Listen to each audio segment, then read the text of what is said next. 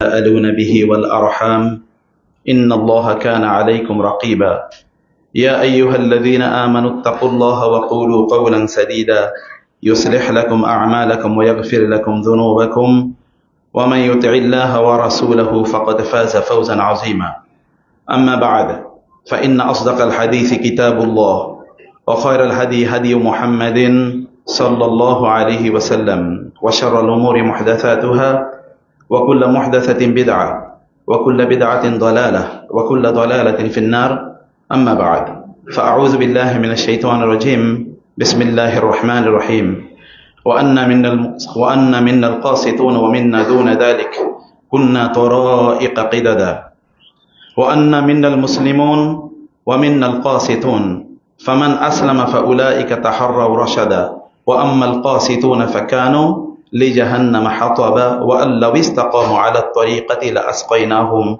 ماء غدقا لنفتنهم فيه ومن يعرض عن ذكر ربه يسلكه عذابا صعدا মহান আল্লাহ সুবহানাহু ওয়া তাআলা শুকর আদায় করছি তিনি আমাদেরকে আজকের জুমায়ে খুতবায়ে সালাতে যিকিরে অংশগ্রহণের তৌফিক দান করেছেন বলি আলহামদুলিল্লাহ এবং রাসূলুল্লাহ সাল্লাল্লাহু আলাইহি ওয়াসাল্লাম এর উপর দরুদ এবং সালাম বর্ষিত হোক اللهم صل وسلم على نبيك محمد اللهم صل عليه اللهم بارك عليه এই মসজিদটি তো আমার ভেরি হোমলি যখন আমি এখানে আসি খুবই ভালো লাগে এবং আপনারা যারা আছেন most of you are very much familiar to me খুব ভালো জায়গার ভালোবাসার একটা জায়গা সেখানে আজকে আবার অনেকদিন পরে এসে খুব ভালো লাগছে আল্লাহ সুবহানাহু ওয়া তাআলা এই মসজিদ এবং মাদ্রাসা কমপ্লেক্সকে আল্লাহ সুবহানাহু ওয়া তাআলা কবুল করে নিন এবং উম্মার দাওয়ার প্রধানতম প্ল্যাটফর্ম হিসেবে আল্লাহ তাআলা এটিকে কিয়ামত পর্যন্ত জারি এবং অব্যাহত রাখুন আল্লাহুম্মা আমিন যারা এর সাথে জড়িত এবং সম্পৃক্ত সকলকে আল্লাহ সুবহানাহু ওয়া তাআলা উত্তম বিনিময় দান করুন আল্লাহুম্মা আমিন সম্মানিত উপস্থিতি কোরআনের ইসলামের একটা সেন্ট্রাল পয়েন্ট হচ্ছে আল আদল জাস্টিস ইনসাফ এই জাস্টিস এবং ইনসাফ এটি মানব জীবনের প্রত্যেকটি জায়গায় প্রত্যেকটি ক্ষেত্রে এটি প্রযোজ্য আদল শব্দটি এটি এতটা গুরুত্বপূর্ণ আদল মানে হচ্ছে কোনো দিকে ঝুঁকে না যাওয়া অথবা এটি এমন একটি শব্দ সাধারণত যেটা অপোজিট দুই ধরনের অর্থ প্রদান করে এবং এই কারণে আদল মানে হচ্ছে আবার শিরিক ওয়াবিহি ইয়াদিলুন কোরআনে আছে যে তারা আল্লাহর সাথে শিরিক করে আদল আবার আদল মানে হচ্ছে কোনো দিকে না ঝোঁকা একেবারে ব্যালেন্স থাকা দাড়ি পাল্লা যেমনি ভাবে একটা ব্যালেন্স তৈরি করে সেই কারণে পৃথিবীর যত কোর্ট বা আদালত বা মাহকামা এর একটা প্রতীক হিসেবে দাড়ি পাল্লাকে ব্যবহার করা হয় মানে দাড়ি পাল্লা কোনো দিকে ঝুঁকে যাবে না সমান্তরালে থাকবে আদল এখান থেকে আদালত আমাদের দেশে বলা হয় যে আদালত যেখানে আমরা যাই আদল থেকে কোরআন আল্লাহ সুবহানাহু ওয়া তাআলা এটিকে ইসলামের সেন্ট্রাল পয়েন্ট থিম হিসেবে উল্লেখ করেছেন আল্লাহ সুবহানাহু ওয়া তাআলা তিনি বলেছেন ইন্নাল্লাহা ইয়া'মুরু বিল আদলি ওয়াল ইহসান আল্লাহ তোমাদেরকে আদল এর ব্যাপারে নির্দেশনা প্রদান করেছেন তোমাদেরকে আল্লাহ সুবহানাহু ওয়া তাআলা বলেছেন তোমরা যেন আদল করো এবং এই আদল এটা জীবনের প্রত্যেকটি জায়গায় প্রত্যেকটি ক্ষেত্রে প্রত্যেকটি পরিসরে এটি প্রযোজ্য এমনকি আপনার বৈবাহিক জীবনেও ওয়া ইন খিফতুম আল্লা তা'দিলু ফাওয়াহিদা আল্লাহ তাআলা বলেছেন তোমরা বিয়ে করবে মূলত 2 2 3 3 4 4 কিন্তু যদি তোমরা 2 স্ত্রী বা 3 স্ত্রী বা 4 স্ত্রীর মধ্যে আদল মেনটেন করতে না পারো যদি তোমাদের আশঙ্কা থাকে তাহলে ফাওয়াহিদা না তাহলে একজন বিয়ে করতে হবে এমনকি পরিবারে আমরা আমাদের যে সন্তান যারা আছেন তাদের মধ্যে কিন্তু আদল মেনটেন করতে হয় ইনসাফ মেনটেন করতে হয় অনেকেই দেখবেন গতকাল আমাদেরকে লাইভে প্রশ্ন করেছিল একজন যে আমার সন্তান 2 ছেলের মধ্যে এক ছেলে আমার প্রতি খুব কেয়ারিং খোঁজ খবর নেয় সেবা শুশ্রূষা করে আরেকজন বেয়াদবিও করে কোনো খোঁজ খবর নেয় না আমি কি এই ছেলেকে একটু বেশি দিয়ে দিতে পারবো কিনা সম্পত্তির ভাগ দেখেন কোয়েশ্চেন অফ আদল নট কোয়েশ্চেন অফ ইমোশন কার প্রতি আমার অনুরাগ কতটুকু ভালোবাসে কতটুকু সেটা এখানে প্রশ্ন নয় প্রশ্ন হচ্ছে কার প্রতি আমার দায়িত্ব কতটুকু, দায় কতটুকু, আদল কি বলে, ইনসাফ কি বলে, জাস্টিস কি বলে, ন্যায়পরায়ণতা কি বলে, বৈষম্যহীনতা কি বলে, সেটি গুরুত্বপূর্ণ। কারণ আল্লাহ সুবহানাহু ওয়া তাআলা বৈষম্যকে পছন্দ করেন না। কোরআনে আল্লাহ সুবহানাহু ওয়া তাআলা সেদিকে আমাদেরকে নির্দেশনা দিয়েছেন। আল্লাহ সুবহানাহু ওয়া তাআলা তিনি আমাদেরকে বলেছেন, ইয়া আইয়ুহাল্লাযীনা আমানু কুনু কাওয়ামিনা লিল্লাহি শুহাদাআ বিল কিসত, অথবা কুনু কাওয়ামিনা বিল কিসত শুহাদাআ লিল্লাহ। সূরাতুন নিসায় আছে এরকম, সূরাতুল আল মাইদাতে আছে এইভাবে, একটু আগে পড়ে আল্লাহ তাআলা বলেছেন, যারা ঈমান এনেছো, ঈমানের দাবি যারা করে থাকো আল্লাহ তাআলার উদ্দেশ্যে, আল্লাহর জন্য, আল্লাহর সন্তুষ্টির জন্য, এবং আল্লাহর প্রতি তোমাদের যে দায়িত্ব আছে তার একটা পার্ট হিসেবে তোমরা অবশ্যই ন্যায়ের, বৈষম্যহীনতার, আদলের, জাস্টিসের, তোমরা ন্যায্যতার তোমরা সাক্ষী হবে। তোমরা ন্যায্যতা প্রতিষ্ঠিত করবে অথবা ন্যায্যতা প্রতিষ্ঠার জন্য তোমরা কাজ করবে। এটা সাক্ষী হওয়া। What is the meaning of becoming witness? Witness মানে আমি দেখলাম আপনি কাজ করছেন, no, it doesn't mean so. এটার অর্থ এটা নয়। ন্যায্যতা, এটা শাহাদা, সাক্ষ্য প্রদান করা মানে হচ্ছে, যেমন আল্লাহ তাআলা আমাদেরকে বলেছেন যে ওয়াকাযালিকা জাআলনাকুম উম্মাতান ওয়াসাতা, অথবা কুনতুম খায়রা উম্মাতিন উখরিজাত লিন-নাস, অথবা আল্লাহ সুবহানাহু ওয়া তাআলা বলেছেন যে তোমাদেরকে শ্রেষ্ঠতম জাতি বানিয়েছি। কারণ কি? যেন তোমরা মানুষের উপর সাক্ষী হতে পারো। লিতাকুনু শুহাদা আলান নাস ওয়া ইয়াকুনা রাসূলু আলাইকুম শাহীদা। তোমরা যেন মানুষের সাক্ষী হতে পারো। মানুষের সাক্ষী হওয়া মানে কি? মানুষ আপনাকে দেখবে আপনি কাজটি কিভাবে করছেন, এবং এটি দেখে দেখে তারা শিখবে যে কাজটি এভাবে করতে হয়। কারণ যারা সেন্ট্রাল বা ফোকাল পয়েন্টে যারা থাকে, যারা লিডারশিপে থাকে, যারা নেতৃত্বে থাকে, যে সকল লোকেরা সামনে থাকে তাদেরকে অন্যরা দেখে দেখে শেখে। অন্যরা দেখে দেখে তাদেরকে শেখে। তাদেরকে অন্যরা প্রত্যেকটি মুহূর্তে অবজার্ভ করে এবং তাদের মাধ্যমে তারা ইনফ্লুয়েন্সড হয়। এই কারণে জানেন আপনার সমাজে ইনফ্লুয়েন্সার, সেকুলারিজম অর্থাৎ ধর্মহীনতাবাদ, যেটি যে সবার ধর্ম যার যার, কিন্তু রাষ্ট্র অথবা সমাজ অথবা উৎসব ইত্যাদি আমার, এই যে এই জাতীয় ধারণার মূল বক্তব্য যেটি ওয়েস্ট চালু করেছিল, সেখানে হচ্ছে ধর্মকে একেবারে মসজিদ অথবা মন্দিরে এটাকে রেখে দেওয়া হবে, মসজিদ বা মাদ্রাসায়, এটাকে অন্য কোনো পরিসরে আসতে দেওয়া হবে না, কোথাও এর কোনো অবস্থান থাকবে না। এবং সেই জায়গাগুলো, ওই মানসিকতা, ওগুলো আমাদেরকে তৈরি করেছে, ওগুলো সমাজে কিছু ইনফ্লুয়েন্সার তৈরি করেছে। ইনফ্লুয়েন্সার দেখবেন বা সেলিব্রিটি, অধিকাংশ সেলিব্রিটি তারাই যারা আল্লাহ সুবহানাহু ওয়া তাআলার কাছে সবচেয়ে ঘৃণিত। এরা হচ্ছে সেলিব্রিটি, এবং তাদেরকে সেলিব্রিটি হিসেবে তৈরি করার জন্য কিছু মিডিয়া মেকানিজম কাজ করে, মিডিয়া কাজ করে। সেটা হয় সোশ্যাল মিডিয়া অথবা সেটা প্রিন্টিং বা ইলেকট্রনিক মিডিয়া, এবং তাদের পেছনে কোটি কোটি টাকা, অর্থ তাদের পেছনে খরচ করা হয়। রাষ্ট্রীয় ব্যবস্থাপনায় অথবা ইন্টারন্যাশনাল মেকানিজমে তাদের পেছনে প্রচুর পরিমাণ অর্থ খরচ করা হয়। কারণ তাদের মাধ্যমে কি হবে? তাদের মাধ্যমে ওদের যে এজেন্ডা আছে, এই এজেন্ডাগুলো তারা বাস্তবায়ন করবে। এই জায়গায় আমাদের বুঝতে হবে কেন আমরা অমুকের পেছনে দৌড়াই, তমুকের পেছনে দৌড়াই। কেন ধরেন মেসি অথবা রোনালদো বা এরা যদি কোনো একটা কথা বলে, তাহলে এটার ইম্প্যাক্ট সারা পৃথিবী জুড়ে কেন পড়ে? এই পৃথিবীতে এই ইম্প্যাক্ট পড়ার কারণ হচ্ছে এদের পেছনে মিডিয়া হিউজ পরিমাণ ব্যবহার করে। কারণ এদেরকে দিয়ে আবার মিডিয়া ইনকাম করবে, অর্থাৎ মিডিয়াকে তা তৈরি করতে হবে, মিডিয়াকে সেই পদ বা প্রশ্ন বা সেই পদ্ধতিটাকে ডেভেলপ করতে হবে। এই সেকুলারিজমের যে কথাটা বলছি, এই যে ইনফ্লুয়েন্সাররা তাহলে কি করে? ইনফ্লুয়েন্সাররা আমাদের মাঝে বিভিন্ন ধরনের থিম বা ইত্যাদি বক্তব্য তারা ঢুকিয়ে দেয়।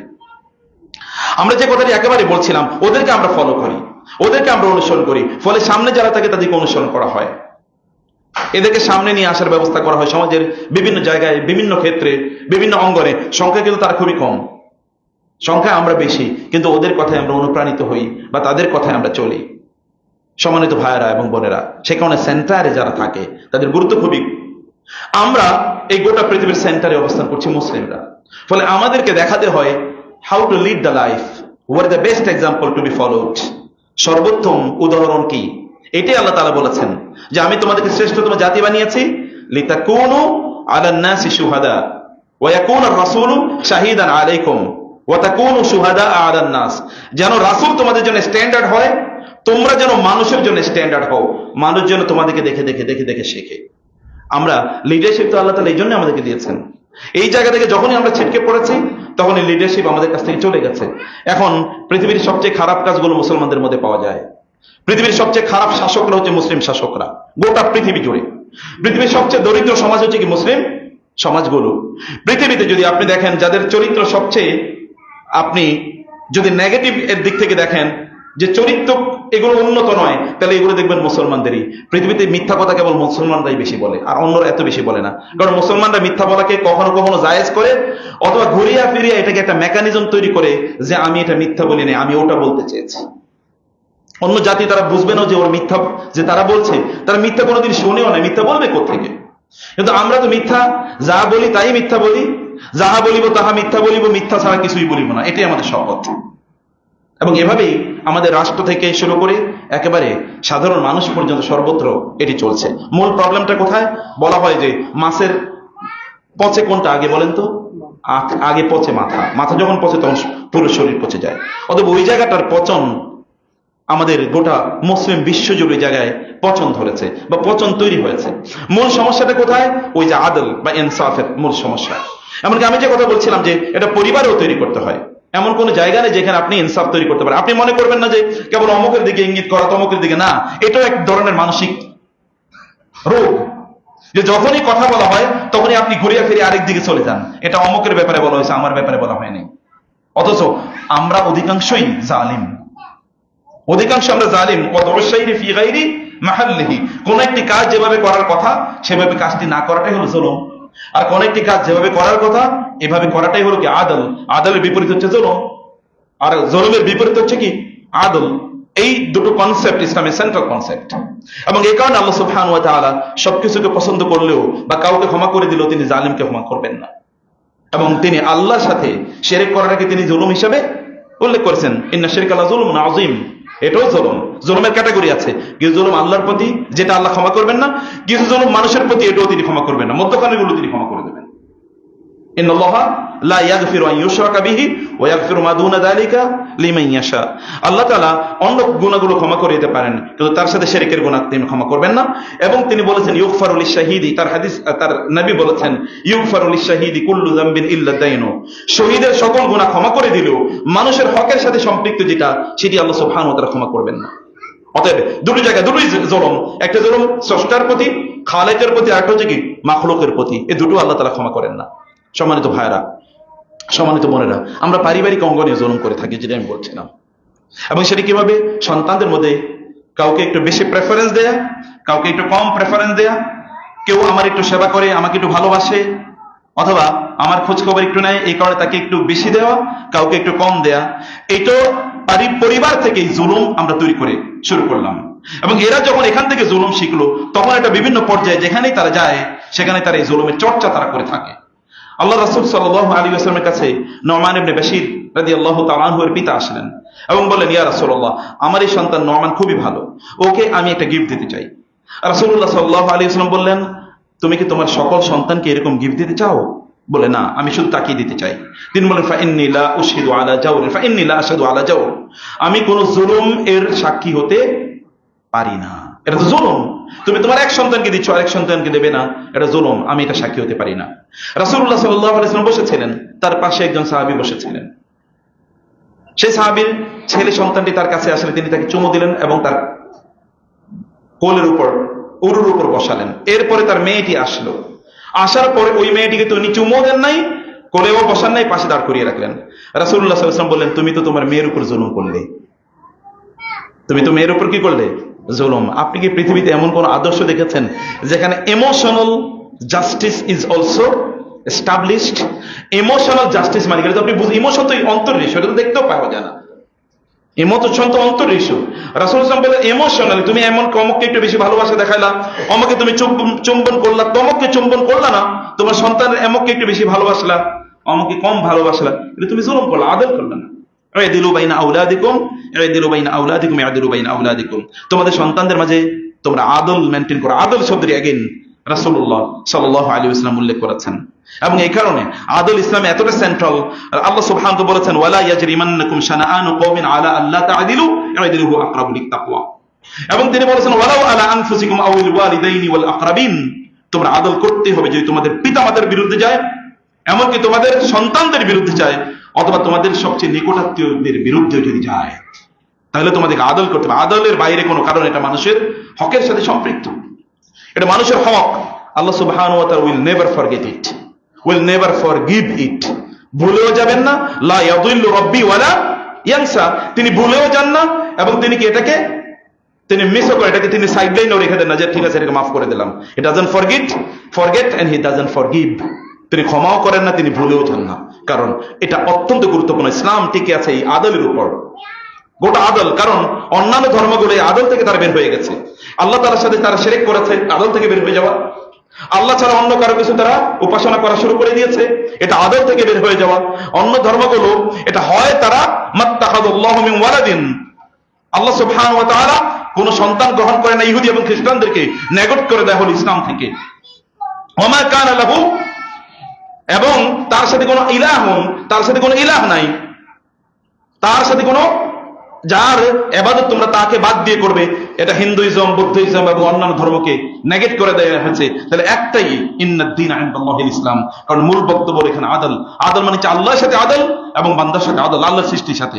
কেবল বান্দা না, আল্লাহর সৃষ্টির সাথে আদল, এটি হচ্ছে এখানে গুরুত্বপূর্ণ। 3 নম্বরে আমরা যেই আদল যে বিষয়টি দেখতে পাই, তাহলে আল আদল ফিল ওয়ালায়াতি, আল আদল ফিল কাদা, কাদা বিচার ইত্যাদি ইত্যাদি করার ক্ষেত্রেও কিন্তু আদল। আপনি জানেন রাসূলুল্লাহ সাল্লাল্লাহু আলাইহি ওয়াসাল্লামকে আল্লাহ তাআলা বললেন, ওয়া ইযা হাকামতুম বাইনান নাস আন তাহকুমু বিল আদল। আপনাকে পাঠানো হয়েছে, অথবা আপনাদেরকে সকল নবীদেরকে পাঠানো হয়েছে, আপনি যখন বিচার ফয়সালা করবেন, কারণ বিচার ফয়সালা করার কাজ নবীদের, তারাই কাদি, তারাই বিচার ফয়সালা করবেন। বিচার ফয়সালা করার কাজ হচ্ছে নবীদের, অথবা নবীদের উত্তরসূরিদের। যুগ যুগ ধরে যতদিন পর্যন্ত ইসলামী খেলাফত ছিল, ততদিন পর্যন্ত বিচারক কারা ছিল? কারা ছিল বিচারক? ওলামায়ে কেরামরা বিচারক ছিলেন ততদিন পর্যন্ত। কেউ কেউ হয়তো ডিনাই করেছেন যে না, আমি হতে চাই না। কারণ রাষ্ট্রযন্ত্রের অধীনে যদি থাকা হয়, তাহলে সেখানে কখনো কখনো জাস্টিস নাও করা হতে পারে, কখনো প্রেসারে পড়ে। এ কারণে আমাদের ওলামায়ে কেরাম সালাফদের মধ্যে কেউ কেউ ডিনাই করেছেন। বাকি যারা গিয়েছেন তারা নিশ্চিত করেছেন যেটা করতে হবে। কাজী শুরাইয়ের ঘটনা আমাদের জানা আছে। আলী রাদিয়াল্লাহু তাআলা আনহু তিনি অভিযোগ দিলেন এক ইহুদির বিরুদ্ধে, যে ইহুদি তার বর্ম ইহুদির কাছে পাওয়া গিয়েছে, আর তিনি তো বিক্রি করেন না। তিনি এসে কাজী শুরাইকে বললেন, তখনকার কাজী আলী রাদিয়াল্লাহু তাআলা আনহু খলিফা, তার কাছে বললেন, কাদি আল কুদা, চিফ জাস্টিস, আমার বর্মটি অমুকের কাছে পাওয়া গেছে, বলে তাকে নিয়ে আসা হোক। তাকে নিয়ে আসা হলো। ইহুদিকে বললেন, ইহুদিকে বললেন, এই বর্মকার? বলেন আমার। আলীকে বললেন রাদিয়াল্লাহু তাআলা, এই বর্মকার? বলেন আমার। বলে প্রমাণ দেন। কারণ আল বাইয়িনাতু আলা মুদ্দাই ওয়াল ইয়ামিনু আলা মান আনকার। ইসলামের মূলনীতি হলো, যিনি দাবি করবেন তাকে কি করতে হবে? প্রমাণ দিতে হবে। আর যিনি অস্বীকার করবেন তাকে শপথ করতে হবে। আমি যদি বলি এটা আমার, তাহলে আমাকে প্রমাণ দেখাতে হবে। আর আপনি যদি অস্বীকার করেন, আপনার বিরুদ্ধে আমি দাবি করলাম, আপনি অস্বীকার করলেন, তাহলে আপনি শুধু এতটুকু বললে হবে, আল্লাহর কসম এটা ওনার না। আপনি আগে প্রমাণ দেখাতে হবে। প্রমাণ যদি আপনি না দেখাতে পারেন, তাহলে ওনার শপথও করা লাগবে না। কারণ প্রমাণ দেখে আপনাকে বলতে হবে এটা আপনার। One is innocent until proven guilty. কোন একজন ব্যক্তি যদি প্রমাণিত না হয় যে তিনি অপরাধী, তাহলে তিনি কি? নিষ্পাপ।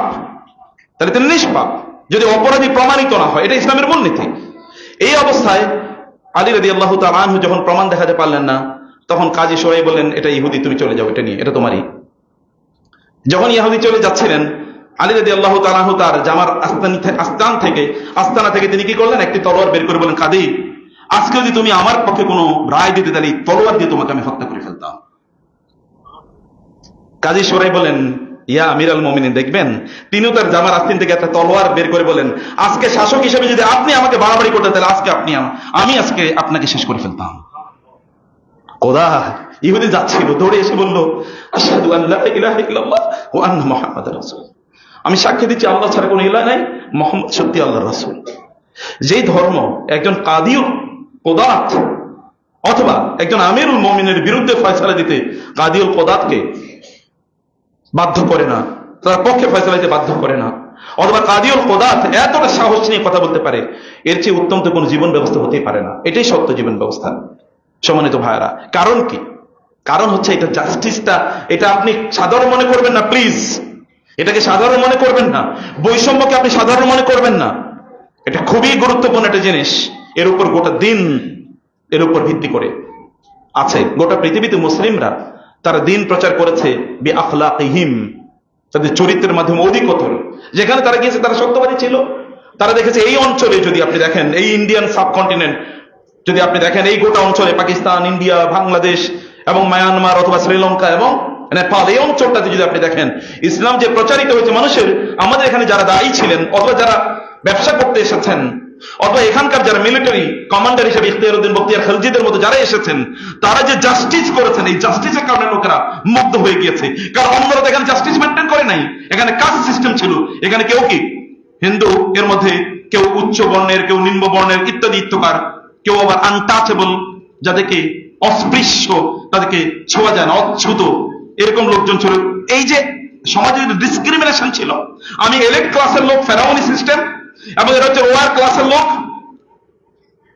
যেমনি ভাবে ফেরাউন মুসা আলাইহিস সালাতু ওয়াস সালামকে লক্ষ্য করে বলেছেন, তুমি কি আমার আলাম নুরাব্বিকা ফিনা ওয়ালিদা ওয়া লাবিস্তা ফিনা মিন উমরিকা সিনিন ওয়া ফাআলতা ফাআলাতাকা আল্লাতী ফাআলতা ওয়া আনতা মিনাল মুফসিদিন। এরকম তোমাকে না আমরা বড় করলাম, তুমি না আমাদের এখানে কৃতদাসের মতো করে, তোমার জাতি না কৃতদাসের মতো ছিল আমাদের কাছে। তখন মুসা আলাইহিস সালাতু ওয়াস সালাম বলেন, তিলকা নিআমাতুন তামুন্নুহা আন আব্বাদতা বানি ইসরাঈল। ওকে, তুমি এই নেয়ামত দেওয়ার কারণে, তুমি মানুষকে কিছু প্রিভিলেজ সুবিধা দিয়েছো, এই কারণে তুমি মানুষকে কৃতদাস বানিয়ে রাখবা। ফেরাউনের কাজ ছিল মানুষকে অন্যদিকে, তার লোক ছাড়া অন্যদিকে কৃতদাসের মতো করে ব্যবহার করেছে। ফেরাউনি সিস্টেম এটা জুলুমতন্ত্র। এই জুলুমতন্ত্র যেখানে থাকে সেখানে সেটা ধসে পড়তে বাধ্য। তাহলে মূল বক্তব্য হলো, এটা ইসলামের সেন্ট্রাল পয়েন্ট, যে আপনাকে জাস্টিস মেনটেন করতে হবে। ইহুদিদের মধ্যে একই প্রবলেম ছিল। রাবাইদের একটা স্ট্যাটাস, সাধারণ মানুষের স্ট্যাটাস আরেকটা। আমাদের মধ্যে এরকম অবস্থা আছে, আলেমদের মধ্যে একটু সেলিব্রিটি যারা টাইপের যারা, তাদের স্ট্যাটাস ভিন্ন, অন্যদের স্ট্যাটাস ভিন্ন। আর ফাইন্যান্সিয়াল স্ট্যাটাস তো কথাই নেই। ওই একই তন্ত্র আমাদের মধ্যে কাজ করছে। জাস্টিস আমাদের মধ্যেও নাই, অথবা আদল আমাদের মধ্যেও নাই। আল্লাহ রাসূল সাল্লাল্লাহু আলাইহি ওয়াসাল্লাম বললেন, কাদিরা তার হচ্ছে তিন প্রকারের। এক দল হচ্ছে আল কুদাতু সালাসাতুন, যারা বিচারক তার তিন প্রকারের। একজন বিচারক জান্নাতে যাবে, আর বাকি দুইজন কি, অর্থাৎ দুই ক্যাটাগরির জাহান্নামে যাবে। যিনি জান্নাতে যাবেন তিনি হচ্ছেন যিনি সত্য বুঝেছেন এবং তা অনুসারে বিচার করেছেন। আর যারা জাহান্নামে যাবে তারা সত্য বুঝেও নাই, সত্য অনুসারে বিচারও করে নাই, অথবা সত্য বুঝেছে কিন্তু সত্য অনুসারে বিচার করে নাই। এটা কিন্তু আপনার জন্য প্রয়োজন। আপনি বলবেন যে কেবলমাত্র হাইকোর্ট, সুপ্রিম কোর্ট অথবা লোয়ার কোর্ট অথবা কি ক্রিমিনাল কোর্ট, হাবিজাবি যে সকল কোর্টে যারা আছে এরাই কেবলমাত্র বিচারক। নন, আপনিও বিচারক। আপনিও বিচারক, আপনার প্রতিষ্ঠানে আপনি বিচারক, আপনার বাসায় আপনি বিচারক। আপনি কি বিচার করছেন? কুল্লুকুম রাইন ওয়া কুল্লুকুম মাসউলুন আন রাইয়াতি। তোমরা প্রত্যেকে বিচারক। আপনিও জালেম হতে পারেন। আবার বলছে, আপনিও জালেম হতে পারেন। It is address to every one of us. প্রত্যেকে বলা হচ্ছে এটা, যে আমিও কিন্তু জালেম হতে পারি। আমি কি আরেকজনের প্রতি জুলুম করছি? তার যা হক, তাকে কি আমি তা প্রদান করছি? তাকে যদি আমি তা না প্রদান করি, তাহলে এটি কিন্তু একটা জুলুম। এবং আল্লাহ সুবহানাহু ওয়া তাআলা কোরআনের একটা বারবার একই বক্তব্য দিয়েছেন, যে তোমরা মানুষের মধ্যে ইদিলু হুয়া আকরাবু লিত-তাকওয়া, আদল করো, এটাই তাকওয়ার সবচেয়ে নিকটবর্তী। আর তাকওয়া কি? তাকওয়াই তো আপনাকে সত্যিকার অর্থে আল্লাহ সুবহানাহু ওয়া তাআলার প্রিয় পাত্রে রূপান্তরিত করবে। ইন্না আকরামাকুম ইনদাল্লাহি আতকাকুম ইয়া আইয়ুহাল্লাযীনা আমানু তাকুল্লাহা হাক্কা তুকাতিহি ওয়া লা তামুতুন্না ইল্লা ওয়া আনতুম মুসলিমুন। বারবার কেবল তাকওয়ার কথা, কেবল তাকওয়ার কথা। হুদাল লিল মুত্তাকিন, ইত্তাকু। কেন এই কথা বারবার কোরআনে? এমনকি সূরাতুত তালাক, যেটি আমি আপনাদেরকে বলবো, সূরাতুত তালাক গিয়ে পড়বেন বাসায়, দেখবেন একই সূরা হলো তালাকের সূরা, মানে তালাক নিয়ে আলোচনা। সেখানে আল্লাহ তাআলা 5 বার বলেছেন তাকওয়ার কথা। ছোট্ট, সবচেয়ে ছোট্ট সূরার মধ্যে একটি সূরা, আমার মনে হয় 10টা আয়াত আছে সর্বোচ্চ, এর মধ্যে 5 বার আল্লাহ তাআলা তাকওয়ার কথা বলেছেন। তালাকের মধ্যে তাকওয়া আছে, মানে কি? আদল। আপনি কেন তালাক দিচ্ছেন? তালাক দেওয়ার পর আপনি কি করছেন? আপনার wishing for your former husband or wife. তালাক হয়ে যাওয়ার পরে তো এর বিরুদ্ধে যা আছে, মিথ্যা মামলা তো আছেই, আর মিথ্যা কথা যা আছে এগুলো প্রচার করে যাবে, তিনি এরকম ছিলেন, এরকম। আসলে এগুলো কোনোটাই না। কারণ তালাক হওয়ার পরে এরপরে একজন আরেকজনের জন্য ভয়াবহভাবে শত্রুতে পরিণত হয়। তাই সেখানে যে আদল আছে, আদল নাই, সেখানে তো ইনসাফ নাই। আদল এর কথা কেন তাইলে সূরাতুত তালাকে আল্লাহ তাআলা এত বেশি বললেন? প্রিয় ভাইয়েরা, তাহলে আপনি যখন বিচার ফয়সালা করবেন, আপনি যখন কোনো সিদ্ধান্ত নেবেন, বিচার মানে হচ্ছে সিদ্ধান্ত। আপনি যখন রায় মানে হচ্ছে সিদ্ধান্ত, opinion. When you express your opinion, তখন you should ensure that it is based on justice, আদল। আপনি যখন কোনো মত দেবেন, তখন আপনার নিশ্চিত থাকতে হবে এই মতটা জাস্টিসের উপর ভিত্তি হয়েছে। এটা কোনো ব্যক্তির উপর, অমুকে আপনি লা ইয়াজরিমান্নাকুম শানাআনু কওমিন আলা আল্লাহ তা'দিলু, আমি অমুকের পছন্দ করি না, অতএব তার বিরুদ্ধে আমি যা অ্যাকশন নেয়ার আমি নেবই। অমুকে আমার লোক না, অতএব ওর বিরুদ্ধে যা পারি আমি করব। এখন আপনি এরাই দেখবেন ভ্যান্ডালিজম চারিদিকে।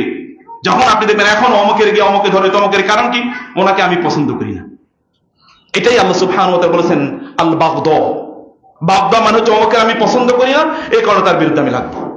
অমুকে আমার অ্যাপ্রিসিয়েটর না, আমাকে প্রেস করেন না, অথবা আমাকে তিনি তোষামতি করেন না, এই কারণে তিনি আমার লোক নন, অতএব তার বিরুদ্ধে আমার অ্যাকশনে যেতে হবে, তার বিরুদ্ধে আমি বিভিন্ন ধরনের এই করব। এটা কিন্তু কোরআনের ওয়ালা ইয়াজরিমান্নাকুম শানাআন কওমিন, অমুকের বিরুদ্ধে তোমার বিদ্বেষ আছে, হিংসা আছে, রাগ আছে, ক্ষোভ আছে, ক্রোধ আছে, অপছন্দতা আছে, এই কারণে তুমি তার বিরুদ্ধে অথবা তুমি তার প্রতি জাস্টিস করবে না, আদল করবে না, এটা যেন না হয়।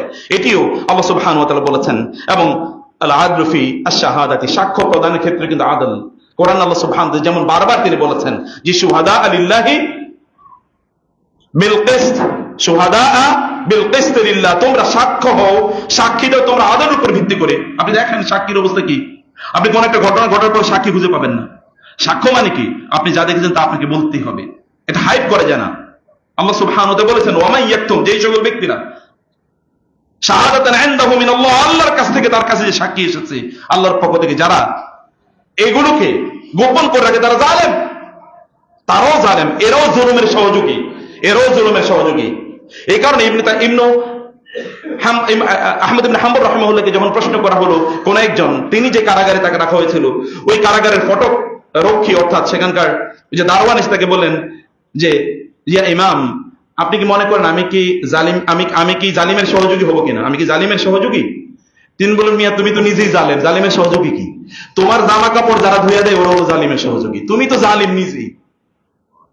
তুমি যে কারাগার পাহারা দিচ্ছ, তুমি যে আমাকে রাখলে এখানে, তুমি তো তুমি নিজে জালিম। তো আরো বড় জালিম আছে, কারণ ছোট জালিম বড় জালিম, তুমিও জালিম। কিন্তু জালিম এর সহযোগী হচ্ছে তারাই যারা তোমার জামা কাপড় গুলো ধুয়ে দেয়, অথবা তোমার কাছে জিনিস বেচে, যারা বাজারে তুমি গিয়ে তুমি জানো, তোমাকে চেনে যে এই লোকটা হচ্ছে এরকম, তোমার কাছে জিনিস বিক্রি করতেছে, ওরা হলো জালিমের সহযোগী। আর জালিমের সহযোগীরা কিন্তু জালিমদের অন্তর্ভুক্ত, আর এ তো নিজেই জালেম। কারণ মূল বক্তব্য একটাই, তা হলো যে আপনি জাস্টিস থেকে দূরে সরে গিয়েছেন। শাহাদা, সাক্ষ্য প্রদান করা, সাক্ষ্যর দুটো জিনিস আমি বললাম, একটা হলো যে আপনি জিনিসটি দেখেছেন এবং সেটি আপনি ন্যারেট করবেন as you have seen it, আপনি যেমন ভাবে দেখেছেন, এবং এটা করা অথবা এটাকে গোপন না করা। আপনি দেখেছেন এবং এটা নিয়ে আপনি আলোচনা করে আপনি চলে গেলেন এবং আপনি ডিনাই করলেন যে না আমি কিছুই দেখি নাই, আমি কিছুই জানি নাই, যেটি আমাদের এখানকার সংস্কৃতিতে পরিণত হয়েছে। সাক্ষ্য প্রদান করা তো অত্যন্ত গুরুত্বপূর্ণ কাজ, অত্যন্ত গুরুত্বপূর্ণ কাজ। কোরআনে এটিকে আল্লাহ সুবহানাহু ওয়া তাআলা এত বিশালভাবে মহিমান্বিত করেছেন যে সেই দিকে আলোচনা একটা ভিন্ন আলোচনা। এবং 3 নম্বর এরপরে যে বিষয়টি প্রিয় ভাইরা, তাহলে যে আল আদলু ফিল ওয়ালায়াতি, অর্থাৎ দায়িত্ব গ্রহণ এবং দায়িত্ব প্রদানের ক্ষেত্রে আদল। আপনি কাকে, কোরআনে যদি সেন্ট্রাল পয়েন্ট দেখেন, দায়িত্বশীল কাদেরকে বানানো হয়? আল্লাহ তাআলা বলেন নাই মুত্তাকি বানানো হয়, মুত্তাকিকে। ইন্না খায়রা মান ইস্তাজারতাল কওয়িয়ুল আমিন, আল্লাহ সুবহানাহু ওয়া তাআলা বলেছেন ইন ইজআলনি আলা খাযাইনিল আরদি ইন্নী হাফিজুন আমিন। ইউসুফ আলাইহিস সালাতু ওয়াস সালাম বললেন আমাকে, এই যে এখানকার ডিজাস্টার এখন ঘটেছে, কারণ এখানে সামনে 7 বছর কোনো উৎপাদন হবে না, এই যে একটা ঘটনা ঘটবে, আপনার 1 বছর উৎপাদন হবে, তারপরে 7 বছর অব্যাহতভাবে উৎপাদন হবে, আবার 7 বছর হবে না, এই যে একটা ঘটনা ঘটবে, সেই সময়ে এটাকে আপনি ট্যাকল দিতে পারবেন, এটা আমি ট্যাকল দিতে পারবো, কারণ আমি হাফিজুন আমিন, আমি এই দায়িত্ব পালনের যোগ্য এবং আমি আমানতদার। অতএব এখানে আমানতদারের মানে কি? এই একটা হলো স্কিল, একটা কাজ করার জন্য যোগ্য, আর একটা হলো ওই কাজটি তিনি যথাযথভাবে সম্পাদনও করবেন। কেবল যোগ্যতা থাকলে চলবে না, যোগ্যতা দিয়ে তো মানুষ ডাকাতিও করে, ডাকাতি করার জন্য যোগ্যতা লাগবে না। আমার কি আপনি ডাকাতি হিসেবে বানাতে পারবেন? আমি তো ডাকাতি করতে পারবো না। ডাকাতি করার জন্য নেগেটিভ যোগ্যতা, কিছু পজিটিভ যোগ্যতা। অতএব যোগ্যতা তা লাগবেই, যেই কাজটা করবেন ওই কাজের জন্য যোগ্যতা লাগবে, এবং ওই কাজটি তিনি সুন্দরভাবে ডেলিভারি করবেন, ওই কাজটি তিনি সুন্দরভাবে সম্পাদন করবেন, এটাও তার, এই কমিটমেন্টও তার লাগবে। এই দুটি কোরআন সেন্ট্রাল স্কিল, সেন্ট্রাল থিম। আপনি দেখেন যখন মুসা আলাইহিস সালাতু ওয়াস সালাম তিনি মিশর থেকে মাদিয়ানে তিনি চলে আসলেন, শুআয়ব আলাইহিস সালাতু ওয়াস সালাম এর 2 কন্যা, তারা দুজনে গেলেন কি করার জন্য? সূরাতুস সাদ, এই সূরাতে পড়বেন, লম্বা আলোচনা আছে সেখানে। তারা গিয়েছিলেন তাদের বকরিগুলোকে পানি পান করানোর জন্য। মুসা আলাইহিস সালাম দূর থেকে আসলেন, 1000 কিলোমিটার দূরে এসে তিনি এবার একটা গাছের নিচে বসে আছেন। তিনি ভাবছেন যে করবো কি, যাবো কি, খাবো কি, কিছুই তো নাই, কোনো আশ্রয় নেই, কেউ আমাকে চেনে না, আমি কাউকে চিনি না, এরকম একটা অবস্থা। এরপর তিনি দেখলেন 2 মেয়ে দাঁড়িয়ে আছে, ইয়াং লেডি। তিনি তাদেরকে গিয়ে বলেন মা খতবুকুমা, আপনারা কেন এখানে আছেন? এতটুকু শব্দ, এতটুকুই বলেন যে আমরা লা নাসবি হাত্তা ইউসদিরা রিআউ ওয়া আবুনা শাইখুন কাবীর, আমাদের বাবা খুবই বৃদ্ধ, এই যে এখানে পুরুষ লোকেরা তারা রাখালরা তারা তাদের বকরি এবং অন্য প্রাণীগুলোকে পানি খাওয়াচ্ছে, যতক্ষণ পর্যন্ত ওরা না যাবে ততক্ষণ পর্যন্ত আমরা ওখানে যাই না। এটা আমাদের এলিট নারী, তো এলিট নারীদের স্ট্যাটাস হলো এরকম যে তারা পুরুষদের সাথে মিলেমিশে থাকে না, তারা আলাদা থাকে। তো মুসা আলাইহিস সালাম বলে ঠিক আছে আমি দায়িত্ব নিচ্ছি। তিনি এদেরকে দিয়ে তারপরে তিনি চলে আসেন। ওরও মুসাকে থ্যাংক ইউ দেন নাই আলাইহিস সালাম, তিনিও মুসা আলাইহিস সালাম তাদেরকে বলেন নাই আপনার খবর কি, কেমন আছেন, কোথায় আছে, আপনাদের বাড়িঘর কই, ইত্যাদি কোনো আলোচনা করে না, যেটা আমাদের ইয়াং পোলাপাইন করে। এখন যেমনি ভাবে দেখবেন যে আপনার রাস্তায় এখন টিকেটিং করতেছে পোলাপাইন, ছেলেরা এবং মেয়েরা, ওইখানে আলোচনায় হলো যে তোমার নাম কি, তোমার ফেসবুকের আইডি কি, তোমার ইমেল নাম্বার কি, তোমার মোবাইল নাম্বার কি। রাতভর চলে চ্যাটিং, দিনভর চলে পিকেটিং। এটা আরেকটা সমস্যা, এবং গোটা পৃথিবী জুড়ে এরকম একটা প্রবলেম। এই প্রবলেম থেকে আমাদেরকে অবশ্যই দূরে আসতে হবে। তিনি কিন্তু এই জায়গায় তিনি young, he is also young, unmarried, এবং কি ওই নারীরও কিন্তু ইয়াং এবং আনম্যারিড। এখানে তো কিছু আলাপ আলোচনা চলতেই পারতো আধুনিক সেকুলারিজমের দৃষ্টিতে, কিন্তু তা হয়নি। তিনি কোনো কথা বলেন নাই, তারা চলে গেলেন। এরপর একজন ওয়াজাআত ইহদাহুমা তামশি আলা ইসতিহয়াইন, এর মধ্যে কোরআন পিকচারাইজেশন করছে, গ্রাফিক্যাল প্রেজেন্টেশন। কোন বলছে যে এর মধ্যে একজন আসলেন এবং তিনি খুবই সম্ভ্রান্ত ভাবে, তিনি খুবই দীপ্ত পদক্ষেপে হালকা হেঁটে হেঁটে তিনি আসছেন। তামশি মেশিয়ন মানে হচ্ছে হালকা ভাবে হেঁটে আসা, এবং তিনি লজ্জা অবনত অবস্থায় তিনি আসলেন এবং বললেন বাবা আমাকে আপনাকে ডেকেছেন যাওয়ার জন্য। এবং মুসা আলাইহিস সালাম তারপরে গিয়ে শোয়েব আলাইহিস সালামের সাথে লম্বা আলোচনা, এতক্ষণ কোনো কথাই নাই, এবার ওইখানে গিয়ে লম্বা আলোচনা, আমার দেশে এরকম হয়েছে, আমায় এইরকম নির্যাতিত নিপীড়িত, আমার জাতি নির্যাতিত, লম্বা কথা। তখন বলেন যে তুমি ভালো জায়গায় এসছো। এবং মুসা আলাইহিস সালামকে আল্লাহ সুবহানাহু ওয়া তাআলা ওইখানে এতদিন তার ঘর নাই, বাড়ি নাই, থাকার জায়গা নাই, চাকরি বাকরি নাই, বিয়ে শাদী নাই, আল্লাহ সবগুলো একসাথে এক ঘরে দিয়ে দিলেন।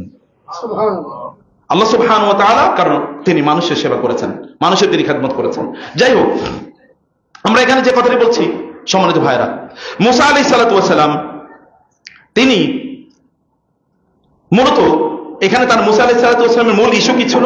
মুসা আলাইহিস সালাতু ওয়াস সালাম এখানে আলোচনা করতে গিয়ে মুসা আলাইহিস সালামের ব্যাপারে ওই যে তাকে যে নিয়োগ দেয়া হবে, ওই যে নারী, একজন বিদুষী নারীর কথা দেখেন। এবং এই কারণে বলা হয় পৃথিবীতে শ্রেষ্ঠতম বিদ্যান মানুষ হলো তিনজন। সবচেয়ে বিদ্যান মানুষ কয়জন? তিনজন। একজন হচ্ছে যে মুসা আলাইহিস সালামের স্ত্রী, কারণ বাবার কাছে গিয়ে তিনি বললেন মুসাকে কাজের লোক হিসেবে নিয়োগ করেন। এবং মুসা আলাইহিস সালামকে কাজের লোক হিসেবে নিয়োগ করা হলো, তাকে মেয়েও বিয়ে দেওয়া হলো, তার ঘরের ব্যবস্থা করা হলো, চাকরি বাকরি হলো, ইত্যাদি সব ব্যবস্থা করে দিলেন আল্লাহ সুবহানাহু ওয়া তাআলা। এর মধ্যে সবচেয়ে বিচক্ষণ ইনি। আর সবচেয়ে বিচক্ষণ হলো 2 নম্বর হচ্ছে আবু বকর রাদিয়াল্লাহু তাআলা, কারণ তিনি তারপরে খলিফা হিসেবে কাকে নিয়োগ করে দিলেন?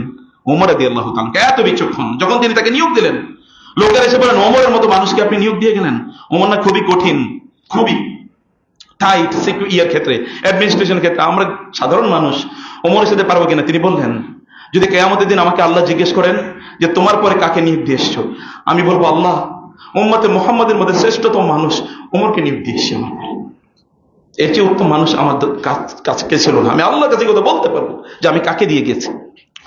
সে নারী বললেন তার বাবাকে, ইন্না খায়রা মান ইস্তাজারতাল কবিয়ুনা মিন, বাবা আপনি তো লোক নিয়োগ দিবেন, শ্রেষ্ঠতম একজন লোক যাকে নিয়োগ দিতে হয় তার দুটো স্কিল লাগে।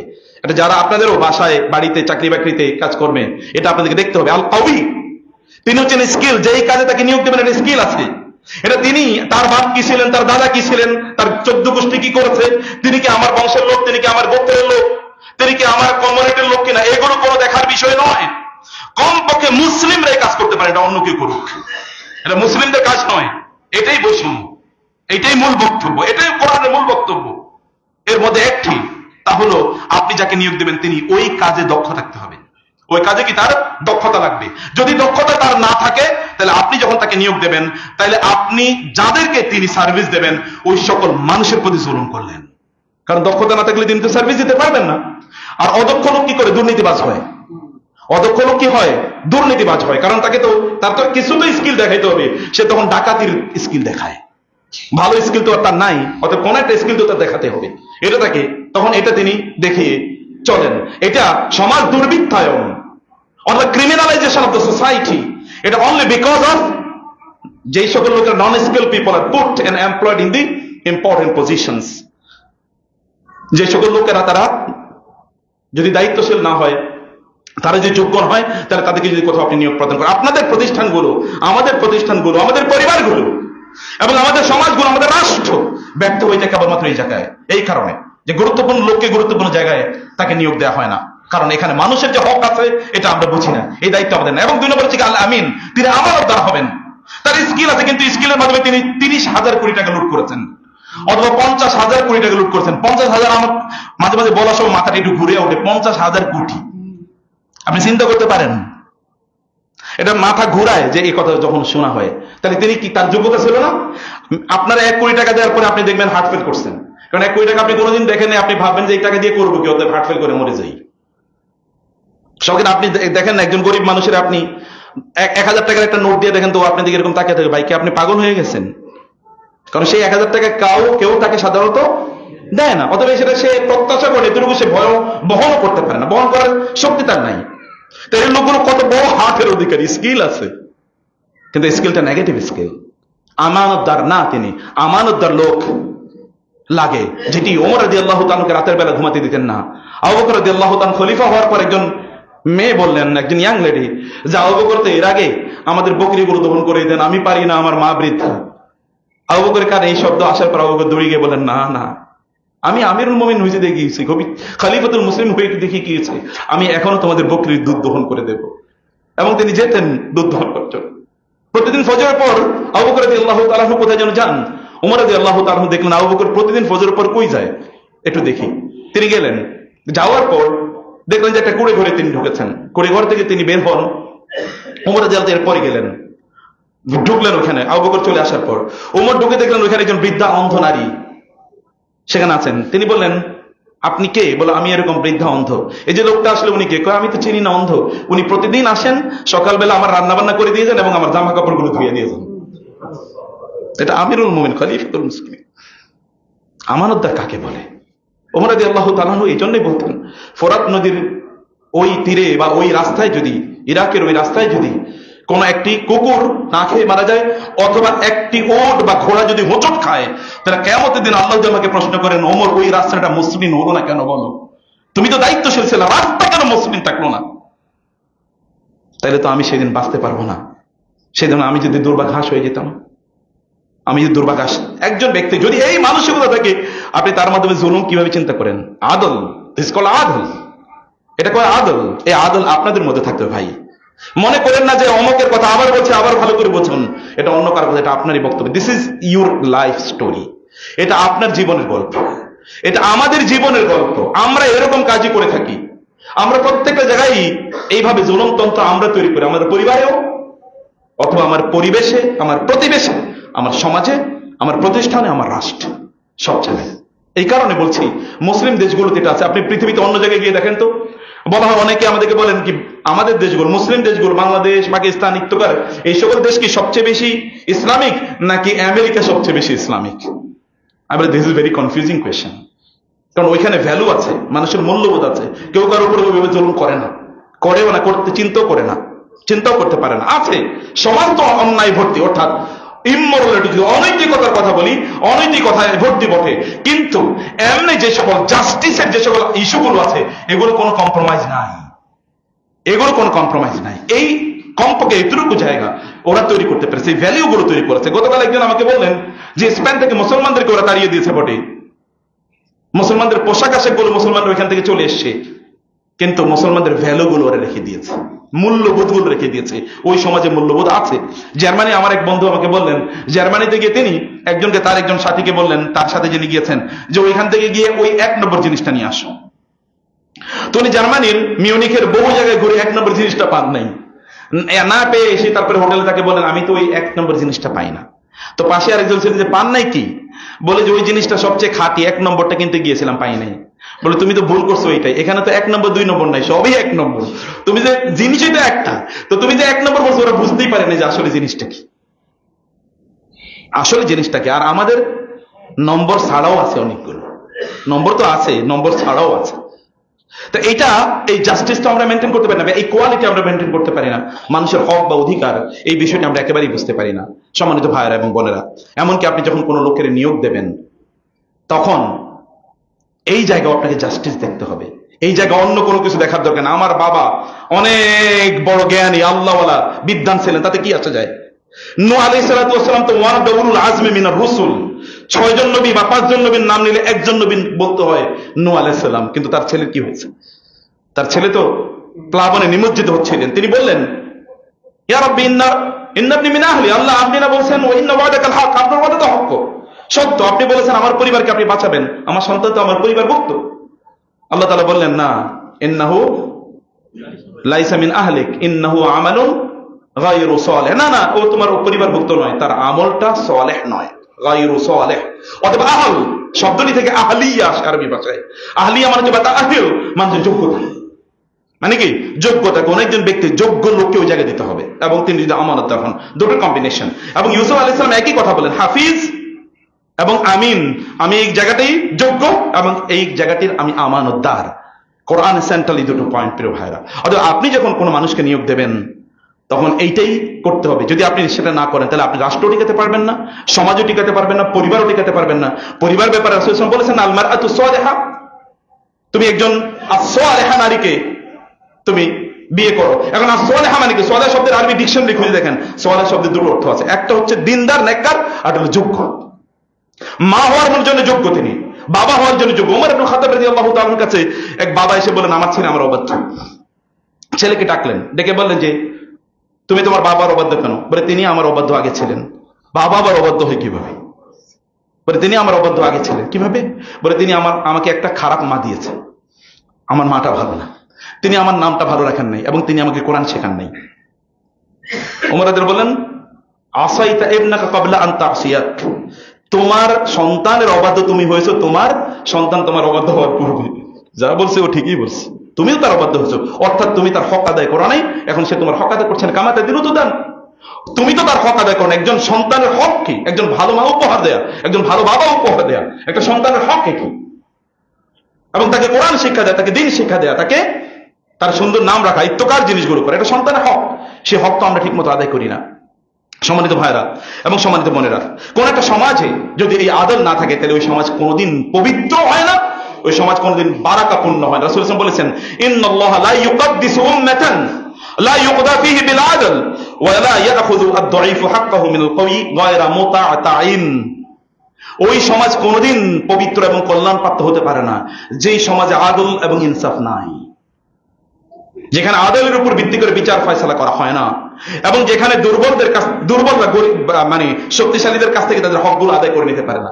এখন বিচার তো কোনোদিন দুর্বলদের জন্য নাই। কাকে কেন ধরে নিয়ে গেল কেউ জানেও না। 13 বছর পরে তিনি শুনলেন যে তাকে ভুল করে ধরে নিয়ে যাওয়া হয়েছে। এবং আপনারা তো এখনকার সমাজে আয়না ঘরের সংস্কৃতি শোনাচ্ছেন, একটা জুলুমের একটা সীমাও তো আছে মানুষের, নাকি? আপনি যেই হন না কেন, আপনি কোন আদর্শ লালন করেন, দ্যাট ডাজন্ট ম্যাটার, কিন্তু সত্যকে সত্য বলার মতো মানসিকতা আপনার, এতটুকু কমপক্ষে মানবিকতা আপনার থাকতে হবে। এগুলো তো কোনো অবস্থায় ঠিক না, এগুলো তো অন্যায়। এই অন্যায় কোনোদিন সাপোর্টেবল না, এই অন্যায় কোনোদিন মানুষকে কল্যাণ প্রদান করতে পারে না। এবং অন্য জায়গায়, অন্য যত জায়গায় যত অপরাধ বা সংগঠিত হয়েছে প্রিয় ভাইরা, এখন আবার অপরাধ আবার নতুন করে আসে, কারণ আমাদের এই সমাজ পুরোটাই পচে গেছে। সমাজ একেবারে ব্যাপকভাবে পচে গেছে। পচে যাওয়ার কারণে এই সমাজের লোকেরা, এরাই তো, আমরাই তো মানুষ। এখন যদি আপনাকে ওইখানে নিয়ে দেওয়া হয়, আপনি কিন্তু একই কাজ করবেন। বনি ইসরায়েলের প্রবলেমটা কি ছিল এটা আমাদেরকে বুঝতে হবে। বনি ইসরায়েলের সাইকোলজিটা কি ছিল? যেহেতু ফেরাউনের অধীনে ছিল, বনি ইসরায়েল ও ফেরাউন মার্কা হয়ে গেছে। নাইলে এরা মাত্র এই যে লোহিত সাগর পার হয়ে ওই পারে গেল, যাওয়ার পরে ওইখানে দেখলো ওরা মূর্তি পূজা করে। মুসা আলাইহিস সালামকে বলেন ইয়া মুসা ইজআল লানা ইলাহান কামা লাহুম আলিয়া, মুসা এদের এতগুলো উপাস্য আছে, আমাদের একটা উপাস্য, আমাদেরও একটা মূর্তি বানিয়ে দেন। এই মাত্র এখান থেকে পার হয়ে গেছে। মুসা আলাইহিস সালাম বলেন ওয়াইলাকুম, বলো কি তোমরা কি বলছো? তোমাদেরকে না আল্লাহ তাআলা মাত্র এখান থেকে মুক্তি প্রদান করলেন, তোমরা এখন সেই কাজে তোমরা ফিরে যেতে চাও। কিন্তু ওরা কিন্তু দমে নাই। মুসা আলাইহিস সালামকে আল্লাহ সুবহানাহু ওয়া তাআলা ডেকে নিলেন, এবং মানে আল্লাহ তাআলা বলেছেন যে আমি তাকে ডেকে নিলাম আত-তুরিল আইমান, এবং ওয়ানাজ্জালনা আলাইকুমুল মান্না ওয়াস সালাওয়া। মুসা আলাইহিস সালাম সেখানে গেলেন, এখানে তাদের জন্য আসমান থেকে খাদ্য এবং পানি আসলো। মুসা আলাইহিস সালাম ওইখানে কয়েকদিন ছিলেন না। ওয়ামা আজালাকা আন কওমিকা ইয়া মুসা قال هم أولئك على أثري وعجلت إليك ربي لترضى قال فإنا قد فتنا قومك من بعدك وأضلهم السامري فرجع موسى إلى قومه غضبان آسفا। মুসা আলাইহিস সালামকে আল্লাহ তাআলা বলেন, মুসা তুমি যে এনে আসলা, তোমার জাতি কই? বলে ওরা আসতেছে। এত তাড়াতাড়ি আসলে কেন? আল্লাহ আপনি ডেকেছেন, এত আস্তে কি আসা যায়? আপনি ডাকছেন না, এই জন্য ওয়াজিব তুই লেখা রব্বিলি তারদা, তাড়াতাড়ি এসে আপনি ডেকেছেন যেন আপনি সন্তুষ্ট হন। বলেন যে তোমার পরে তো তোমার জাতি ওরা তো মূর্তি পূজা শুরু করে দিয়েছে। মুসা আলাইহিস প্রচন্ড রাগান্বিত হয়ে গেলেন, তিনি দৌড়ে আসলেন, তার ভাইকে বললেন, ইয়া হারুন মা মানআকা আন তাত্তাবিআনি ইয মা মানআকা ইয রাআইতাহুম দাল্লু আন তাত্তাবিআনি আফা আসাইতা আমরি মুসা। বললেন আলাইহিস সালাম হারুন আলাইহিস সালামকে, যে হারুন তুমি আমার কথা শুনলে না কেন, ওদেরকে কেন এই মূর্তি পূজা থেকে বাঁচালে না? বলে আমি তো ওদেরকে নিষেধ করেছি কিন্তু ওরা আমার কথা শুনে নাই, বরং সামিরি ওদেরকে পথভ্রষ্ট করেছে। বলে মা খাতবুকা ইয়া সামিরিয়ু, সামিরি তুমি কেন এরকম করেছো? ক্বাল বাসারতু বিমা লাম ইয়াবসুরু বিহি ফাকাবাদতু কবদাতাম মিন আসারি রাসূলি ফানাবাতুহা ওয়া কাযালিকা সাওয়ালাত লি নাফসি। মুসা আলাইহিস সালাম মাত্র 40 দিনের জন্য গিয়েছেন তুর পাহাড়ে, এর মধ্যে ওরা মূর্তি পূজা, ওই যে মূর্তি পূজার কথা বলছে, মূর্তি পূজা ওরা কি শুরু করে দিয়েছে। কারণটা কি? কারণটা একটাই, কারণ ফেরাউনের পূজা করেছে ওরা। এখন ফেরাউনের পরে মূর্তি নাম একটা কিছু একটা পূজা করাই লাগবে, অভ্যাস তো তৈরি হয়েছে, আমাদেরও চরিত্র এরকম হয়ে গেছে। এখন দেখবেন চারিদিকে লুপ্তরাজ, অমক লুপ্তরাজ গেছে, নতুন আরেক লুপ্তরাজ এখানে তৈরি হয়েছে, অমকে সমস্যা করেছে, আরেক নতুন সমাজ তৈরি হয়েছে। সমাজকে পরিশুদ্ধ করা, ভালো করা আপনাদের দায়িত্ব, আপনারা আপনাদের সন্তানদের জন্য। আমরা আমাদের সন্তান জন্য কার কাছে রেখে যাচ্ছে? আমি বহুদিন কেঁদেছি, বিশ্বাস করেন, কত যে কেঁদেছি, গত 1 মাস 2 মাস, এটা আল্লাহ ছাড়া আর কেউ জানে না। ভাবছিলাম যে আল্লাহ কার কাছে রেখে যাবো সন্তানগুলো, এগুলো নিয়ে তো কোথাও চলে যেতে পারবো না, কারণ এই দেশের প্রতি তো, এই রাষ্ট্রের প্রতি, সমাজের প্রতি, পরিবারের প্রতি, এই জায়গার প্রতি, যেখানে আলো বাতাস আমি নিয়েছি, সেখানকার মানুষের প্রতি দায়িত্ব আছে। তাহলে কেমনে যাই? যেতেও পারছি না, আবার এখানে যে বাচ্চাদেরকে কেমনে রেখে যাবো? আমাদের বাচ্চাগুলো তো ধরেন এগুলো কিছুই বুঝে না, তবু তো আমরা কিছু বুঝি, এখনকার বাচ্চারা কিছুই বুঝে না বলতে গেলে, তার কাদের কাছে রেখে যাচ্ছে এদেরকে? প্রিয় ভাইরা, লাস্ট এই কথাটি আমি বলে আপনাদেরকে শেষ করছি, তা হলো যে মৌলিকভাবে মানুষকে তাদের ফুরসত, মানুষকে সমানভাবে এ কম্পিটিশনের সুযোগ করে দিতে হবে। ক্লোজ করা যাবে না, ক্লোজ না। আপনি মানুষের জন্য এতাহাদুল ফুরসা, মানুষের জন্য অপরচুনিটি গুলো, সুযোগগুলো অবারিত করে দেন, উন্মুক্ত করে দেন, তারা কম্পিটিশনে আসুক, এবং তারপরে যে যেটা পাওয়ার যোগ্য সে সেটা নেই। কারণ এই হক প্রত্যেকের সমান, আমার যেমন সমান আপনার সমান, আমার যোগ্য থাকলে আমি যাব, আপনার না থাকলে আপনি যাবেন না, কারণ এটা মানুষের অধিকারের সাথে সম্পৃক্ত। অতএব তাদেরকে এটা দিতে হবে, যার যা অধিকার থাকে তা দিতে হবে। তার কালার কাস্ট, তার রং কি, তার গায়ের কালার কি, সে কি কোন বংশের, কোন গোত্রের লোক, আমার বংশ দিকে ও যদি চোর ঢাকাতে হয় তাহলে তিনি খুবই শক্তিশালী, পাওয়ারফুল, অর্থবিত্তশালী হবে, আর আরেকজন যোগ্য লোকেরা তারা কিছুই পাবে না। এটা ফেরাউনি সিস্টেম, এই কাজটা ফেরাউন করেছে। ফেরাউন, হামান এবং কারুন, এই দুজনকে বেছে নিয়েছে বনি ইসরায়েল থেকে, তার বংশের বাইরে। দুজনই কিন্তু বনি ইসরায়েলের লোক না, কারুন হচ্ছে তার বনি ইসরায়েলের লোক, হামান তার নিজের লোক। এই কারুন বনি ইসরায়েলের লোক। কারুন এত সম্পদশালী কিভাবে হলো? কারণ তো বনি ইসরায়েলের লোক, তার বংশের লোক না, তো বনি ইসরায়েলের লোক। কারণ বনি ইসরায়েলের লোক তার তোষামতকারী ছিল, ফেরাউনের তোষামতকারী ছিল, এই জন্য ফেরাউন তাকে সকল সম্পদ দিয়ে দিয়েছেন। কারণ ইন্না কারুনা কানা মিন কওমি মূসা ফাবাগাই, আল্লাহ তাআলা বলেন মূসা এর বংশের লোক ছিল, বনি ইসরায়েলের লোক ছিল কারুন। এত সম্পদের মালিক কেমনে হয়? এটা কারণ হচ্ছে সে ফেরাউনের তোষামতকারী ছিল। আমরা যেন মানুষকে যখন আমরা মানুষকে দায়িত্ব প্রদান করব, তখন দায়িত্ব প্রদান করার ক্ষেত্রে এটা উন্মুক্ত করে দেবো, যিনি এটা পাওয়ার যোগ্য তিনি যেন এটা গ্রহণ করতে পারেন। যদি এটা আমরা নিশ্চিত করতে পারি প্রত্যেকটা জায়গায়, তাইলে কেবলমাত্র আমরা একটি সুন্দর এবং সুষম সমাজ তৈরি করতে পারবো। আল্লাহ তাআলা আমাদেরকে এমন একটি সমাজ বিনির্মাণে তৌফিক দান করুন। আল্লাহুম্মা আমিন। আকুল কওলি হাযা ওয়া আস্তাগফিরুল্লাহ লি ওয়া লাকুম ওয়া লিসাইরিল মুসলিমিন ফাস্তাগফিরুহু ইন্নাহু হুয়াল গফুরুর রহিম।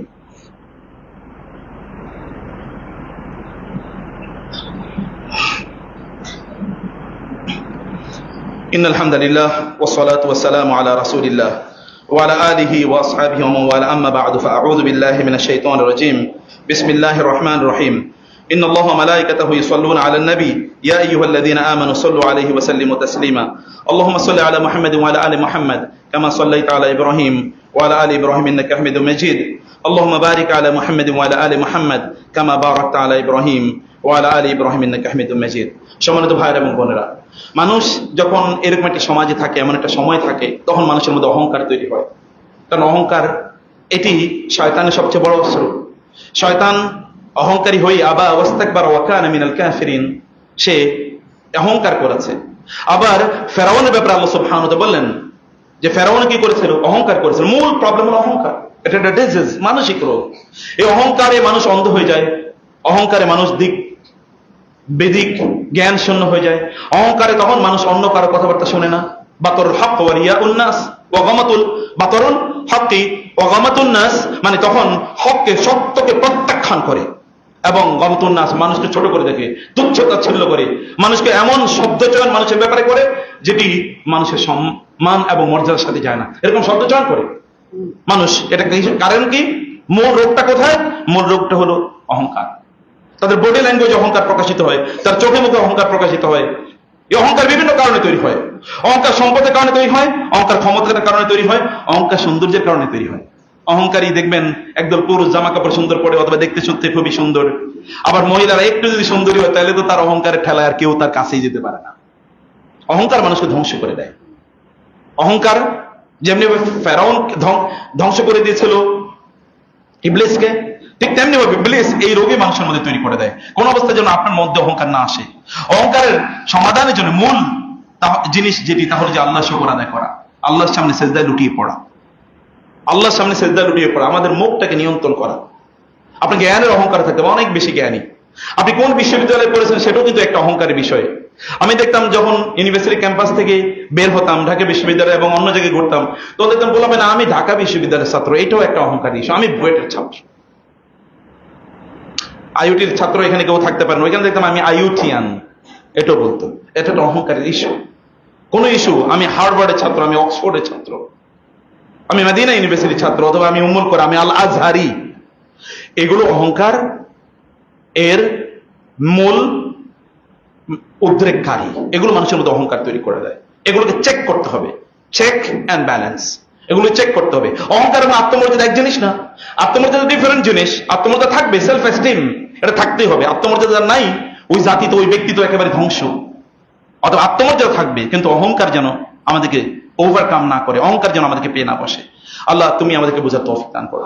আল্লাহ তুমি আমাদের জাতিসত্তাকে রক্ষা করো, আমাদের সকল সমস্যার সমাধান করে দাও, আমাদের জাতিপুঞ্জকে তুমি রক্ষা করো। আল্লাহ সম্মানিত ভাইরা, এই মসজিদের বিষয়ে তো আপনারা জানেন, মসজিদে কিন্তু এখন এই যে এখনো কিন্তু অনেকে রাস্তায় আছেন, বাইরে দাঁড়িয়ে আছেন। এখানে 3 তলা 4 তলা 5 তলার কাজ, 4 তলা 5 তলা 6 তলা এবং 7 তলার কাজ চলছে। অলরেডি কাজ শুরু হয়েছে। আপনার বাইরে অনেক মানে সরঞ্জাম আপনি দেখতে পেয়েছেন।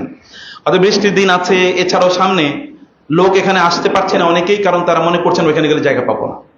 অথবা এটা আমাদের দায় এবং দায়িত্ব এই প্রতিষ্ঠানটাকে বড় করা এবং ডেভেলপ করা। দেখেন না এখন 1000 কোটি টাকা রেখে মানুষ চলে যাচ্ছে, দেখছেন কিনা? এইটাই অবস্থা। কেউ আগে যাচ্ছে, কেউ বললে আপনি কয়েকদিন পরে যাবেন কবরে, আর ওনারা কয়েকদিন আগে যাচ্ছে, এই আর কি। This is the difference. আপনি বেশি খাইতে পারবেন না, যার যত বেশি তার খাওয়া তত কম, যার যত বেশি তার খাওয়া তত কম। অতএব এটার পেছনে না ঘুরে কিছু করেন, রিয়েল ইনভেস্টমেন্ট করেন। এই মসজিদের পার স্কোয়ার ফিট যাই তৈরি করার জন্য 2500 টাকার মতো করে লাগবে। আপনার 2500 টাকা দেন, পার স্কোয়ার ফিট কমপক্ষে আপনার মসজিদের জায়গা থাকুক, কমপক্ষে এটুকু। এবং এটা কাউকে বলার দরকার নাই, একা একা করেন, নিজে নিজে করেন, এটুকু করেন, কমপক্ষে এটুকু আমাদের করা দরকার। এছাড়াও আপনি যদি এক মশল্লা ব্যাগ যদি করতে চান, সেটা 20,000 টাকা আছে। এবং অনলাইনেও যারা শুনছেন তাদেরকে বলবো, এই মসজিদ এবং এখানে মাদ্রাসাও নির্মাণ হচ্ছে একই সাথে। এখন ছাত্র আস্তে আস্তে বলছিল যে এখানে মাদ্রাসায় ছাত্র জায়গা দিতে পারছি না, তাই করবো কি? তো এখানে জায়গা কেনা দরকার, অথবা এটাকে এক্সপানশনের জন্য ব্যবস্থা করা দরকার। এই জায়গায় আপনাদের প্রত্যেকের পার্টিসিপেশন এবং আপনাদের কন্ট্রিবিউশন এখানে থাকা দরকার। অবশ্যই রাখবেন, অবশ্যই রাখবেন ইনশাআল্লাহ। আল্লাহ সুবহানাহু ওয়া তাআলা এই মসজিদকে কবুল করে নাও, এটাকে তুমি অনেক বড় প্রশস্ত করো আল্লাহ, এবং এখানকার সকল সমস্যা তুমি সমাধান করে দাও, অর্থনৈতিক সংকট তুমি দূর করে দাও আল্লাহ। দ্রুত আল্লাহ এখানকার 4, 5, 6, 7 তলার কাজগুলো সম্পাদন করার তৌফিক দান করো আল্লাহ। যারা এখানকার জিম্মাদারিতে রয়েছেন, দায়িত্বশীল রয়েছেন, তাদের মধ্যে বারাকা দান করো, তাদের পরিবারে বারাকা দান করো। আমাদের রাষ্ট্রকে কল্যাণকর রাষ্ট্র হিসেবে কবুল করো আল্লাহ। আমরা একটা ইসলামী খেলাফতের স্বপ্ন দেখছি, আমরা দেখতে চাই যে এখানে খেলাফত প্রতিষ্ঠিত হচ্ছে। এরকম একটা জায়গা, এখানে লক্ষ লক্ষ মানুষ, মসজিদগুলো ভর্তি হয়ে যায় মানুষে। এখানে খেলাফত থাকবে না, কই থাকবে আল্লাহ? আমাদের আলেমদেরকে যোগ্য হওয়ার তৌফিক দান করো, আমাদের মানুষকে সত্যিকার দিনকে ভালোবাসার তৌফিক দান করো। আমরা যেন কেবল জুমাবারের মুসলমান না হই, সত্যিকার 100 যেন মুসলিম হই আল্লাহ। সেই তৌফিক অন্তরে তুমি আমাদেরকে দান করো আল্লাহ। আমাদের অন্তরটা সেভাবে তুমি তৈরি করে দাও আল্লাহ, আলেমদেরকে সেভাবে যোগ্য করে দাও আল্লাহ, এবং আলেমদের মধ্যে পারস্পরিক ভালোবাসা তুমি তৈরি করে দাও আল্লাহ। ইবাদাল্লাহ রাহিমাকুমুল্লাহ, ইন্নাল্লাহা ইয়া'মুরু বিল আদলি ওয়াল ইহসান ওয়া ইতা'i যিল কুরবা ওয়া ইয়ানহা আনিল ফাহশাই ওয়াল মুনকারি ওয়াল বাগই ইয়া'iযুকুম লা'আল্লাকুম তাযাক্কারুন ফাযকুরুনি আযকুরকুম ওয়াশকুরু লি ওয়া লা তাকফুরুন।